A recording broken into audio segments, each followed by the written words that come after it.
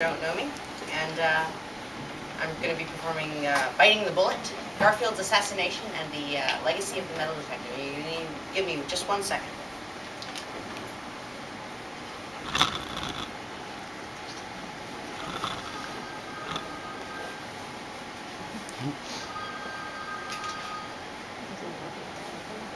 Hello? I'm sorry, I'm about to give a lecture. No, not right now. Goodbye. I'm impressed with how far scientists have taken my invention. Yes, that's right, my invention. My name is Alexander Graham Bell, inventor of the first telephone.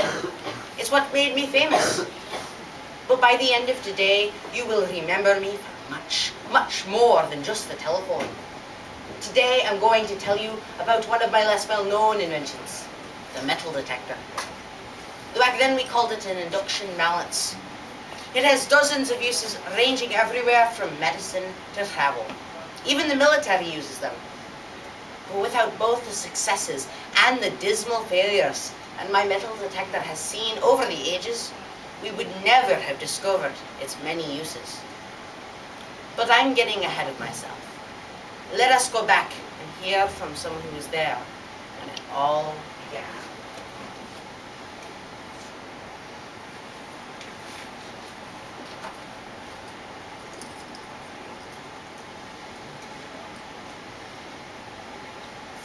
It was 9:30 a.m.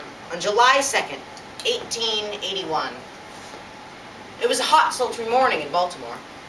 I was standing at the 6th Street station of the Baltimore and Potomac Railroad, waiting for the train to Williams College, where I was scheduled to deliver a speech. It was only 4 months into my first term, and with the inauguration so fresh in my mind, I was reckless and incautious.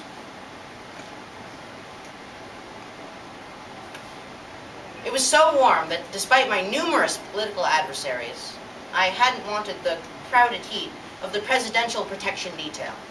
So, with no more than the usual small crowd of reporters and the Secretary of State, I stood unprotected in the station. All of a sudden, I heard a shot ring out across the echoing platform. I felt a sharp metallic pain, a thin line of hot blood already smeared against my right arm. I could hear shouts, and a burning in my chest. That's when I heard the echo of the second shot. I fell to my knees, the pain rammed into me like a bull.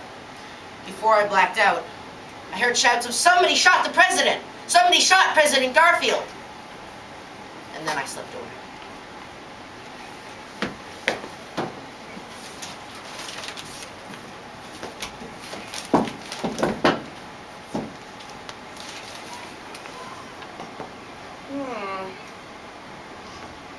When President Garfield was shot, it brought the world to his bedside. Miraculously, after those first few nerve-wracking days, he was still alive. The press soon made it known to the public that the White House surgeons had absolutely no idea how to find the bullet lodged in the president's chest. So I turned the matter over to the scientific community. They found a man named Simon Newcomb, who had constructed a device that could detect when metal was brought into its electromagnetic field. It wasn't ready for the president, though, as it had a limited range and was very quiet. Now, it soon crossed my mind that if the range could be improved, my telephone might just solve the other problem. For what is a telephone other than a means by which one amplifies sound through wires? I arranged to continue my experiments at the Volta Laboratories in Washington, D.C., so that I could more easily test my induction balance on the president before it was too late. I tried every reasonable configuration of the device that I could think of until I reached my goal, a range of 13 centimeters. On July 22nd, my new assistant, Sumner Tainter, and I visited a man named Lieutenant Simpson who had a bullet that had healed into his back. We talked the poor man into letting us experiment on him with magic words like, the president's life and for the good of the nation. Declining our offer would have bordered on treason, so the good lieutenant agreed. As luck would have it, we could only find the general area of the bullet. But as that was more than the White House surgeons had been able to do for Garfield, we were satisfied.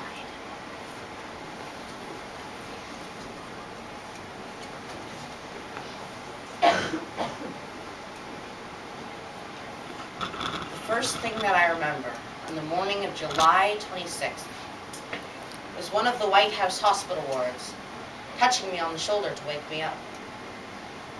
Mr. Garfield, sir, there's someone here to see you. My first response, not very dignified for a president, was something like, go away. Supposedly, the famous Scottish-born scientist Alexander Graham Bell himself had invented some induction balance to find the bullet lodged in my chest. Bell walked over to me and started explaining the science of his device. I was actually reasonably calm about it all until I saw the thing. It was a large instrument with wires everywhere. And when he placed it on my body, I started to get really nervous. And then everybody started to look anxious as well. It was quiet except for nervous mutters of malfunctioned, not working. That was the breaking point for me, let me tell you, ladies and gentlemen. I started shouting at Bell until finally the surgeon shooed him and his assistant out the door.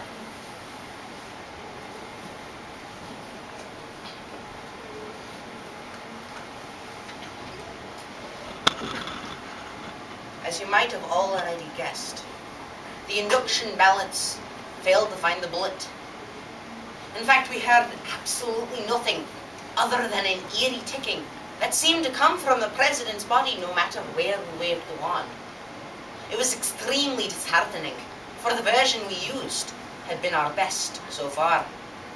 To add to that, we got a telegraph from the White House explaining that we couldn't return for more experiments until we had made the induction balance portable and less threatening.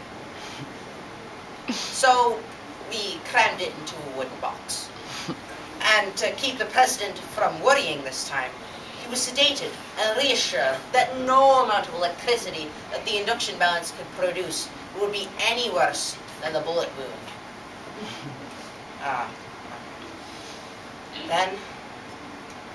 Then came the test. That last fateful test. The test for which I am mocked. And the test which lowered my status in the world of science twice-fold. We sat up again, and still that dreadful ticking coming from the president's body no matter where we waved the wand. I asked the White House staff if they had removed all metal from the vicinity of the president. I specifically inquired about the mattress. The next day on my doorstep arrived one of the very first coil spring mattresses. I sliced it open with a knife, and voila! Metal. I was about to explain to the world that, lo and behold, my metal detector had not failed.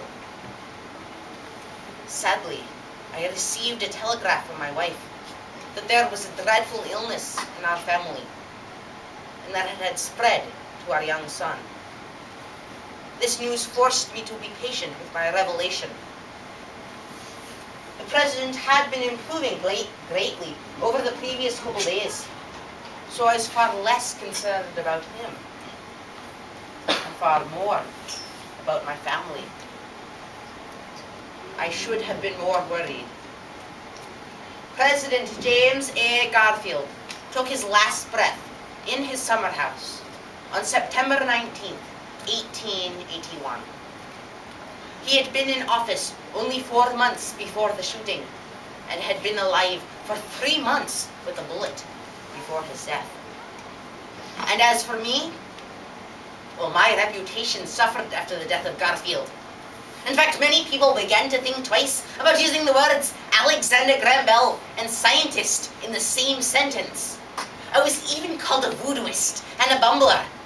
Me, Alexander Graham Bell, inventor of the telephone, a bumbler. And my telephone? Well, over 20 people sued for rights to the patent. It took me 10 years to settle all of the claims, even though I won every case.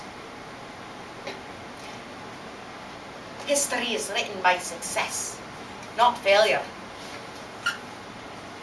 So when you think of me, remember me not for my failures, and not just for the telephone, but also for the metal detector. Because without all of the trouble my metal detector has seen, the world would be one hell of a different place than it is today. Thank you.